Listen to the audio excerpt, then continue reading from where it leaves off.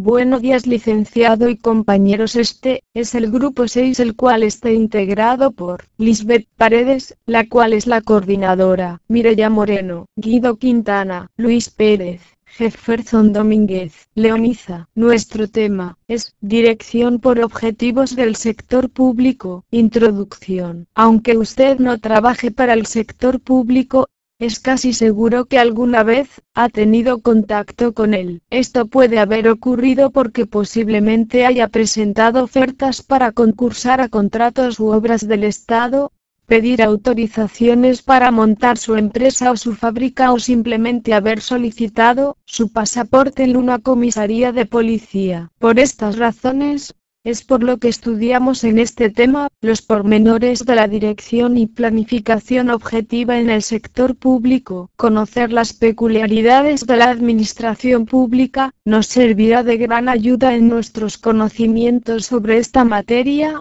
que no es ajena a ninguna persona física o jurídica del ámbito de la comunidad empresarial. Las tradicionales entidades del sector público pueden ser reorganizadas para mejorar su rendimiento, si centran sus esfuerzos y recursos en rediseñar aspectos claves de su gestión, como la prestación de servicios o la separación de funciones. A través de la privatización de los monopolios estatales y la liberalización de los sectores, los gobiernos de todo el mundo han introducido las fuerzas del mercado en la electricidad, las telecomunicaciones y otras actividades económicas, antes gestionadas por el sector público. Esto ha incrementado la productividad a medida que empresas del Estado comienzan a adoptar prácticas del sector privado. Los organismos públicos son, a menudo, monopolios que administran y prestan servicio. Tema 2. Motivaciones del sector público. En el tema anterior, vimos cómo una empresa del sector privado la componen personas que se sienten atraídas por la consecución de objetivos económicos y profesionales. A veces estos podían estar en desacuerdo con los objetivos de sus empresas. En el sector público, se dan condiciones parecidas,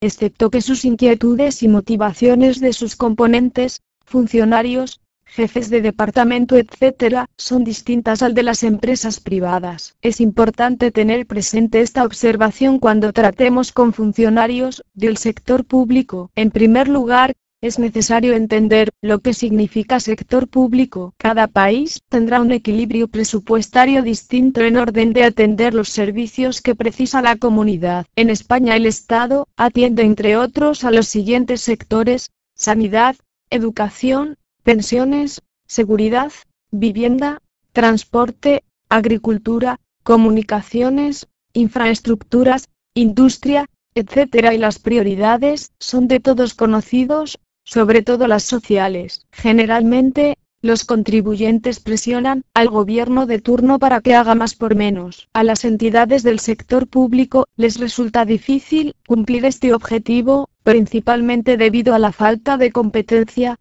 que impulsa o motiva al sector privado. Por consiguiente, deben adoptar un tipo de organización que estimule el rendimiento desde dentro, algo que supone o conlleva serias. Tema 3. Recursos en el sector público. Una de las diferencias principales entre los sectores públicos y privados es el origen y aplicación de los recursos. Más adelante estudiamos las formas en que las empresas privadas obtienen ingresos, controlan sus gastos y aplican políticas estrictas tendentes a armonizar su política de inversiones y de ganancias. Aunque a algunos departamentos del gobierno se les exige obtener beneficios, este no es el objetivo primordial de la mayoría. En conjunto, los gobiernos tienen la obligación de redistribuir sus ingresos en beneficio de la población en general.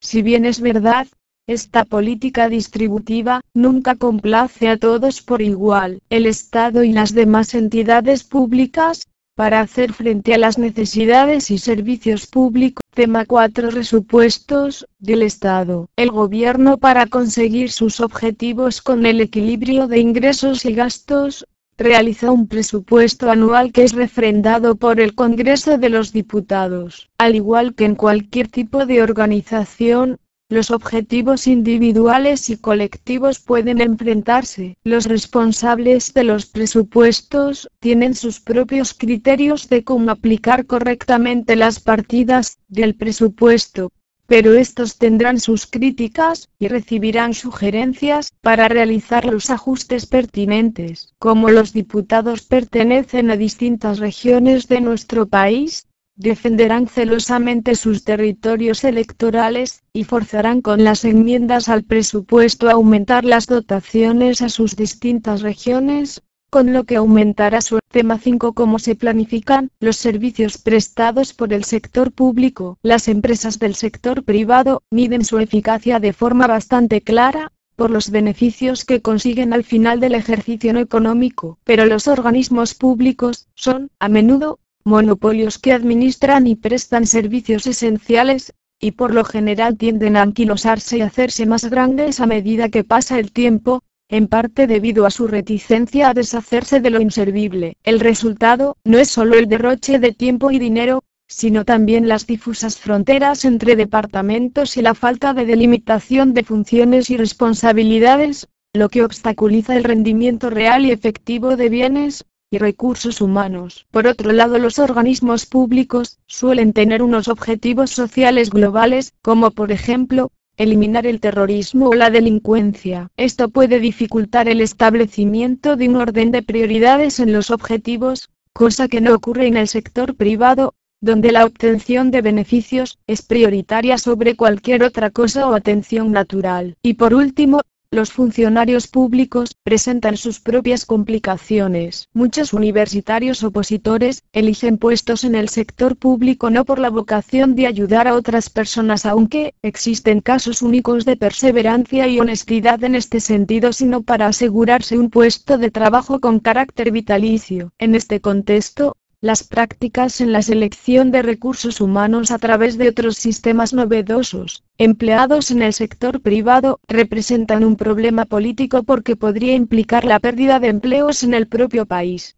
Y por último tenemos el tema de presupuestos económicos y gastos corrientes, el cual corresponde al sexto y último tema. En el proceso de planificación de los presupuestos del Estado, se tendrá en cuenta el plan de gastos e inversiones y los plazos de realización de los proyectos en marcha. El gobierno actual puede haber heredado proyectos aprobados en etapas anteriores con presupuestos fijados en el pasado y no poder cambiar los efectos de dicho presupuesto. Del mismo modo que el capitán de un petrolero, le resulta imposible sortear un obstáculo imprevisto. Al contrario que una inversión del sector privado, la inversión realizada por el Estado, tratará de conseguir un beneficio social o cubrir alguna necesidad de la comunidad. Esta inversión no producirá un aumento mensurable de la riqueza nacional, ni se puede usar directamente para añadir a la producción económica del país, pero sí se puede maniobrar para que exista un efecto dominó. Por ejemplo, la ausencia de un centro de salud en un pueblo se puede medir, estudiando,